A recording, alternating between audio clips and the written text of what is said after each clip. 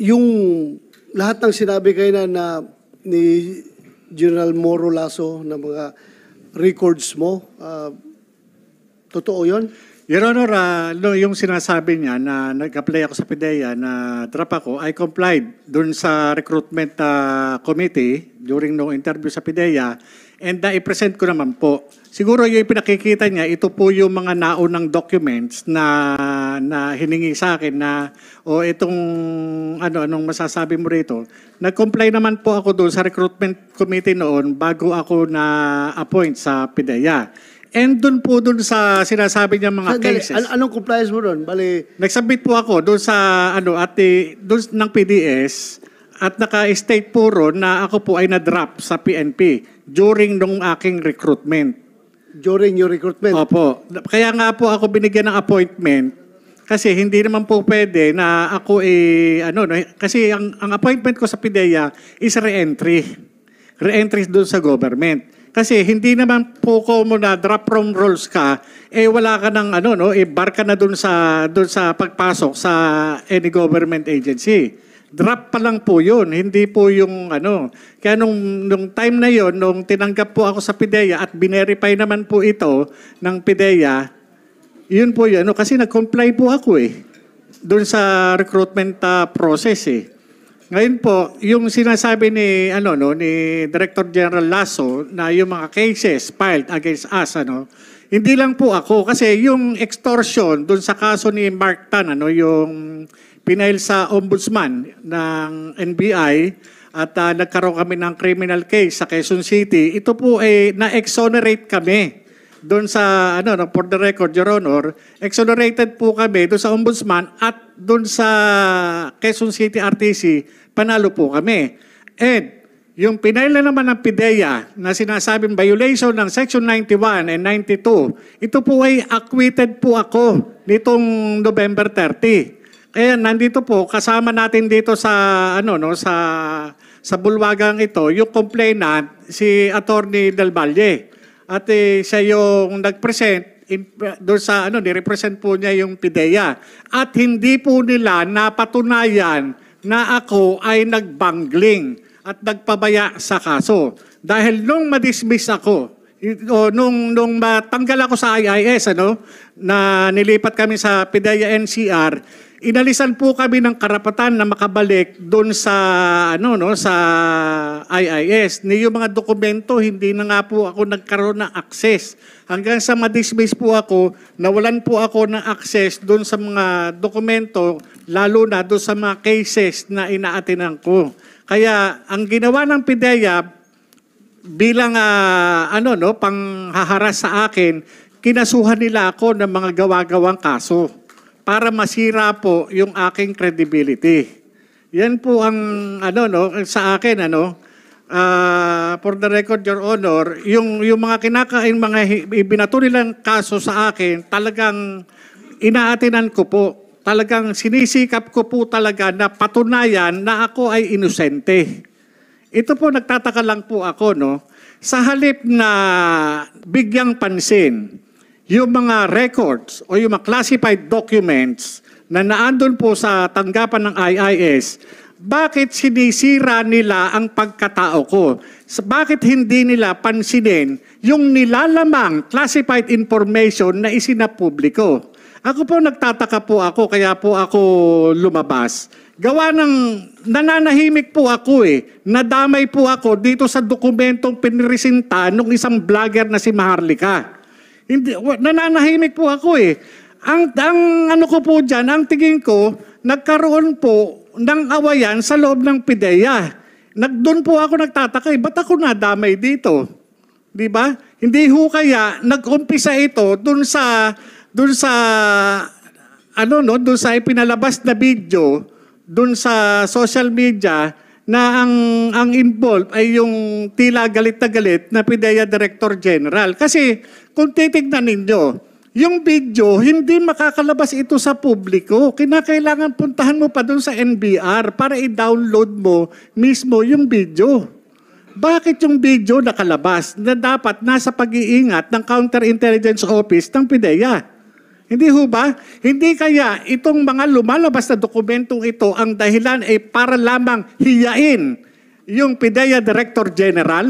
Ako nagtatanong lang po, wala ho akong masamang tinapay kay Director General Lasso. Malaki po ang respeto ko sa mga opisyalis ng gobyerno. Pero sa aking bakit lumabas ito? Itong dokumento na ito, nung makita ko, nung sinabi sa akin na itong pre-ops, yung authority to operate, nung makita ko ho na ipinipresenta rin sa video, ako ho yung investigador na humarap doon sa confidential informant. At yung confidential informant na yun, kinunan ko po ng statement. Bakit ko po sa kinunan ng statement? Kasi po, yung kanyang mga ipinakikitang litrato, masyado pong mabigat yung mga involved. Sinong mga involved doon? Ang involved po doon, yung nakita ko mga litrato, no? Merong artista, may politician, may mga civilian. Ngayon po, tinanong ko po siya, sino ito? During nung kinukunan ko po siya ng kasi ayoko pong sa akin magmula yung pag-identify. Gusto ko sa kanya magmula yung identification. At yung mga nandun litrato, 5 litrato po yun sa pagkakatanda ko, iba't ibang klase, iba't ibang okasyon, iba't ibang pagkakataon. Yun po yung Ngayon, nung tinanong ko siya, sino ito? Kahit alam ko po na kung sino yon, sinabi niya, Sir, si po yan? Si Maricel. Maricel Soriano po. O maliban doon, ano pangalan nito na tawag niyo? Maria. Ngayon po, eto, sabi niya gano'n, eto sir, si po ito? Si Bongbong Marcos. Maliban dito, ano pangalan nito? Bonget. Yun po yung sinabi niya. Siya po ang nagsasabi, hindi po ako. Siya po ang nag-identify, hindi po ako. Ako'y nagtatanong lamang po bilang investigador. Maliban dito, sino pa ang nakikilala mo rito? Yung iba nga po, tinakpan po niya ng pentel pen. Dahil nga ayaw niya na i-reveal sa akin yung iniingatan niya rin.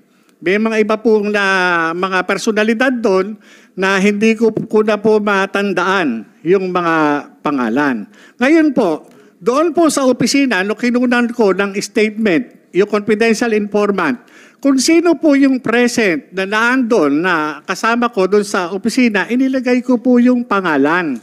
Kaya po, kinuha ko yung statement tayo, nakalagay po roon sa harap nina.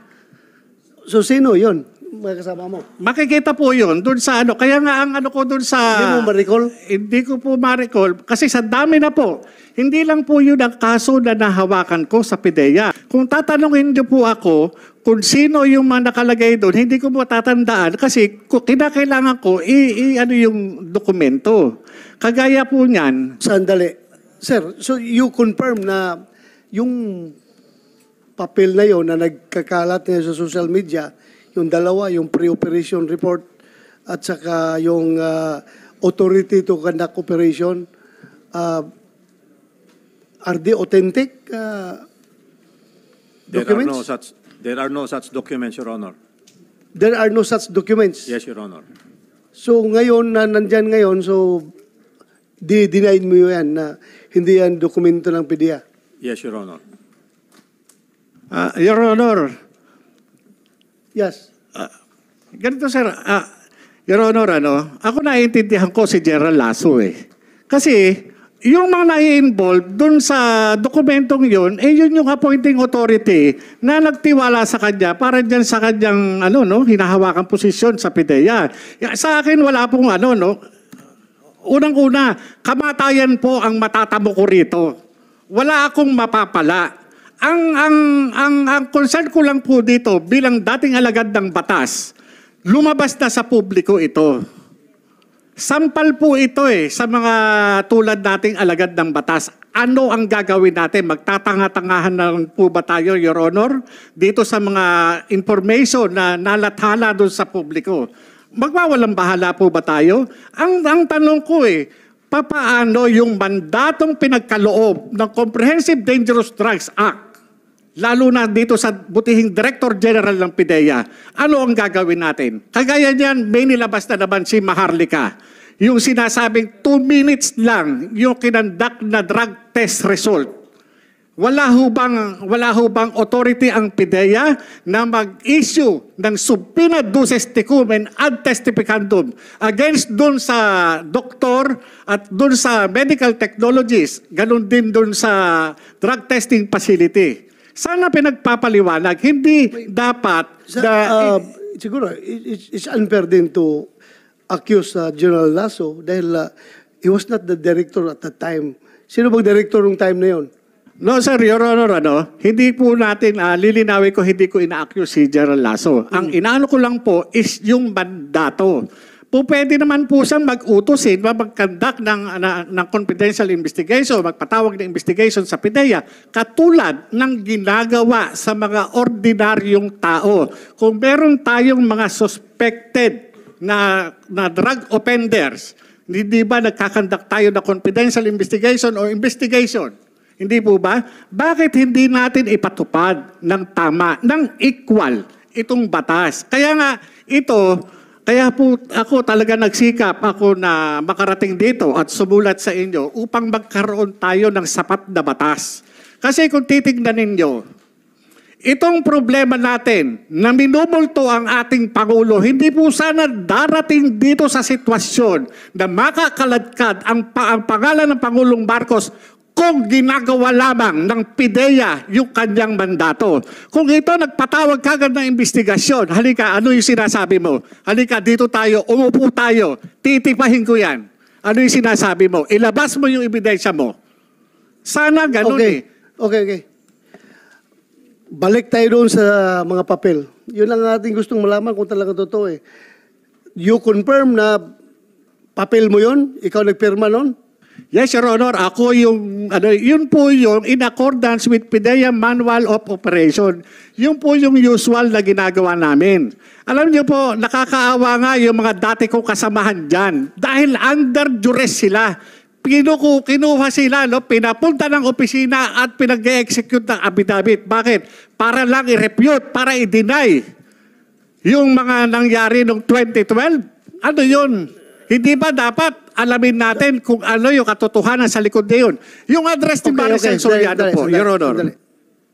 So, totoo yun, sir, na pinapag-execute yun ng affidavit yung mga tao na yun? Hindi po totoo, Your Honor. Ang nangyari po, nung sumulat po siya sa akin, ay siyempre, bago namin umpisan yung investigasyon, mag-uumpisa kami dun sa sulat niya. Yung mga kasamahan niya noon na andyan pa ngayon sa PIDEA, ay nagsabi sila na walang ganun nangyayari, na meron siyang informante na in-interview, ginawan ng sworn statement. Kaya po sila nag-execute ng affidavit at nandito po sila ngayon. Pwede niyong tanungin. Hindi po namin sila funersa. Pwede pa upuin natin dito. By the way, natin talagang pinaka-main objective dito is malaman kung totoo yung dalawang papel na nag-circulate. So sabi nila hindi totoo, sabi mo totoo. Kino-confirm mo na totoo yung papel na yon. Totoo po. At kung ito ay totoo, may sinabi ang PIDEA, sir, this is not in your permis. Sabi mo, sa... Yes, Your Honor.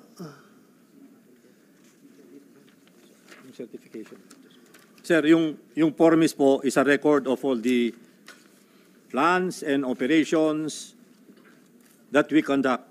Ito po ay hinahawakan. It is called the PIDEA Operational Reports and Monitoring Information System. So, kailan ito nag-start, itong system na ito? Anong year? 2014. So, yung kaso mo, yung... Yes, Your Honor, 2012, wala pa pong ganyan noon. Formis, wala pa yan noon. Opo, hindi ano yan yung sinasabi lang formis, yung wala na ho ako dun Yung Okay. kung ano niyan, kagaya Sir, niyan. Your Honor, Yes, sir. Go ahead. totoo wala pong formis pa noong 2012. Kaya lang, meron po kaming data monitoring system of the National Operations Center.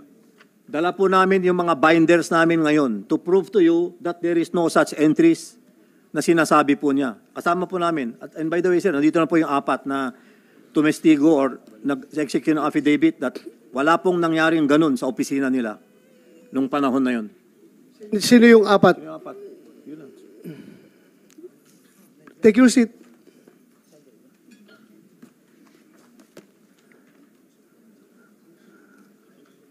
Take your Sorry, seat. sir. Correction. 8 po sila. 8. 8.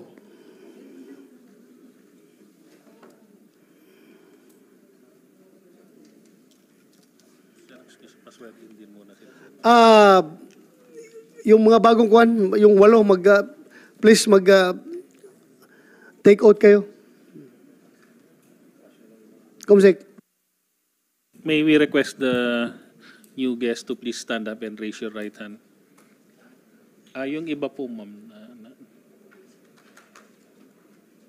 Sama-sama na rin po. Parating pa lang. O, sige. Upo na lang, sir. Ay, patayo muna, sir. Sorry.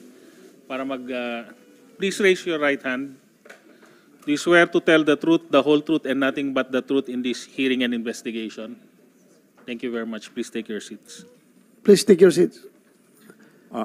Kayong apat, yes, They are 8. out of them, So sir. kayong apat muna, wala pa yung apat dito. Kilala nyo si former PDEA agent Jonathan Morales? Kasama ninyo noon? So, according to your director, nag-execute kayo ng affidavit na walang nangyaring ganong insidente nung araw na yon. Totoo yon? Jonathan Morales, kilala mo itong apat na PDEA agents? Your Honor, ako po ay naiintindihan ko po yung kanilang pinanggagalingan at yung kanilang sitwasyon ngayon. Kasi kung sila magsasabi ng totoo, kapalit po yun ng kanilang karir at serbisyo, pagkain po sa kanilang mesa. Naranasan ko po yan nung magsabi ako ng totoo. Ito pong hawak ko na pinagsamang sinumpaang reklamo na inadminister mismo ni Director Hil Pabilona na isang abogado. Kaharap niya yung 2 pang ahenteng kasama ko, inirereklamo namin yung irregularidad dati sa PDEA. Pero ano nangyari noong panahon niya? Binaliwala nila ito. Binaliwala nila. Matagal nang nangyayari sa PDEA. Kapag ka ikaw, kumalabang ka sa sistema, sigurado malayo mararating mo outside PDEA. Magiging sibilyan ka. Ako naiintindihan ko yung pinanggalingan ito mga kasama ko na ito. Hindi ko po sila masisisi dahil ang mawawala sa kanila yung pagkain sa mesa ng kanilang pamilya. Naranasan ko po yan eh. Naranasan ko po yan. Okay. Sige. Kayong apat, nandun kayo nung araw na yun, yung 12. Wala. So how can you testify na wala palang kayo doon? Nung araw na supposedly in-entertain niya yung deponent doon sa headquarters ninyo. Sir, wala po ako that day. Wala ka doon. Ikaw. Wala ka doon. Wala din po, sir. Wala din. Ikaw. Walang nangyaring ganun. O ikaw. If Wala I ka? may, Your Honor, March 10 is a Saturday. Ha? If I may, Your Honor, March 10 is a Saturday, 11 is Sunday. Regardless, 12 is on ang Monday. tanong ko kung nandun kayo, hindi. We were Wala. not in the office on Oh, so you were those not there. days. Yes, sir. So how can you testify na walang nangyaring ganun? Sir, sa statement po ni Kuya Jonats, ang sabi po kasi niya doon is, alam po ng buong compound ng PDEA kung ano yung nangyayari doon that day. And he could have been talking possibly before April 10, baka April 9, March 9. Kasi po sa pre-ops niya was dated March 10, which is, 11. March 11, which is a Sunday. Pero yung sabi po niya na alam po namin lahat at na-witness po ng mga kasama sa opisina na may taong pumunta doon at na-interview po niya, hindi po yun totoo, hindi po namin alam yun. Yun po yung nandun po sa statement namin, sir. So, safe statement lang yon. Pinapasinungalingan po namin yung statement na alam po ng buong compound ng PDEA yung nangyayari doon. So, what And- do you mean by alam na buong compound? Sinong mga ibang nakakaalam doon nung sinabi mo? Jonathan? Your Honor, no, yung representation ng yung kung isasabihin ng ng mga kasama ko na 4 sila, yung buong compound yung kumbaga sa yung sinasabi nila ngayon inconsistent po, Your Honor, kasi Ganito na lang, mag-identify ka kung sino yung matagal mo itong kilala mga kasamaan mo. Mag-identify ka Your kung Honor. sinong nandun. doon sa sworn statement, doon sa kinuha kong sworn statement, na andun po yung pangalan kung sino po yung naka-witness during nung taking ng sworn statement.